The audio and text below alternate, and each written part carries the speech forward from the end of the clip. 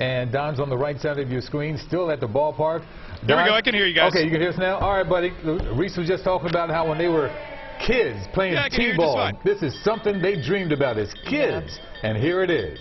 We're almost there to the World Series, but here it is. What's it like down there now? Yuki, listen, the field is cleared off a little bit. It's all the grounds crew, people out here trying to get this thing ready because guess what? They could have 3 more games on this field. We see the bell ringer out there. She has been absolutely tremendous because after every win, she is the woman in the clubhouse ringing the bell to celebrate every single move that they make during this really miraculous run. It's just such a good vibe here at the ballpark. Another sellout crowd as you would expect. 45,000. And for me, personally, as I'm sure is a situation for most Philadelphia fans, you know, you have some nostalgia, right? For me, I came to the ballpark today with this. These are goggles. I wore these goggles in 2009 for the celebration inside the clubhouse. Also wore them in 2008 when they went on to win them all, right? So I brought them just in case that I found myself down there in the champagne shower. Pat's obviously doing a great job taking care of that. But this team, I got to tell you, resilience. You know, they really embody Philadelphia, right? They are beautifully flawed. You know what I mean by that? Oh, like sure. they're not perfect. They make mistakes, and we see them throughout the course of 9 innings. However, they always fight through it. I can't get over the fact that Sir Anthony Dominguez, who has pinpoint accuracy throwing the ball as a pitcher, had 3 wild pitches in 1 inning, right? And that was pretty much how the Padres were able to take advantage and get ahead. And I looked at a colleague of mine up in the press box after that happened, and I said, you know what? I still don't think they're going to lose this game. In fact, I would take it a step further.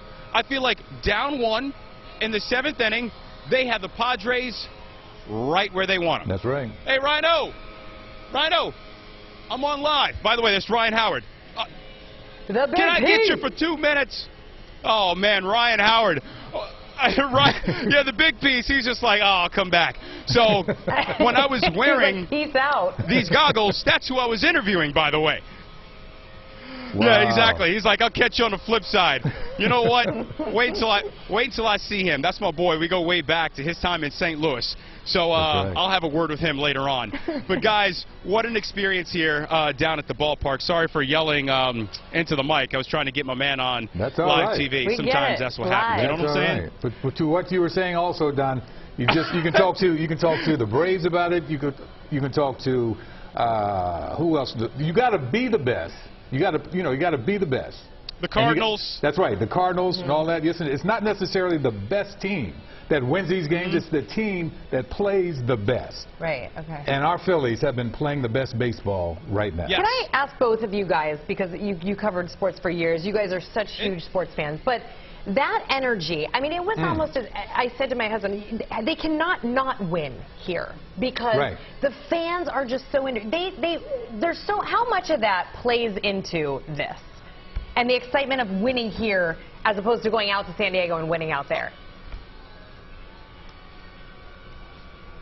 Well, Jessica, it's interesting because I think if you have a bad team, the influence of the fans can't get you over the top to winning, right? Over the previous 11 years when they didn't make the postseason, it's not because the fans were less passionate. They didn't have the talent to pair with the enthusiasm of the fans. But when you get the right kind of talent and you couple them with the intensity of this crowd, then you're almost unbeatable. Right. And the best example of that is in the postseason since 2008, no team in baseball has a better home record in the postseason than the Philadelphia Phillies, right? So you say, well, why is that? Jessica, I saw you here, and Yuki was here as well. You came Friday night as a fan, right? Yeah. So you sat in the stands with your husband so early. and your son, and you guys were geared up.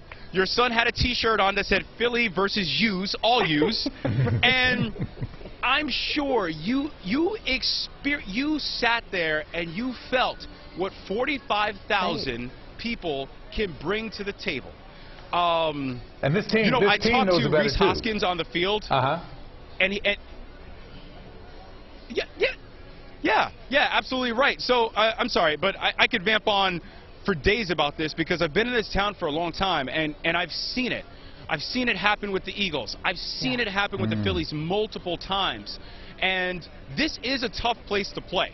One guy I want to talk about, guys, third baseman Alec Bohm.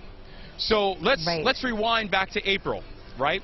One of his first games here, he makes an awful error in the field. I mean, miserable. And he's caught on camera during the live broadcast saying, "I bleeping hate this place." Okay? And so everybody in Philadelphia saw it.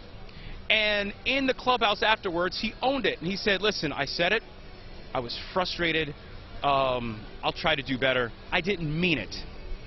As it turns out, he's one of the postseason heroes. Right. That's perseverance paying off. One of the reasons why he said he hated it is because the fans will get on you when you're not doing well, because that's the way this place is. But there is no better place in America to win than this city. And you guys know that. No question about it. I know when they had that split in San Diego, that was one of the best things they thought could happen to them because they were coming home for 3 straight to play in that park in front of those fans, and they knew that those fans would pump them up. They knew that for sure.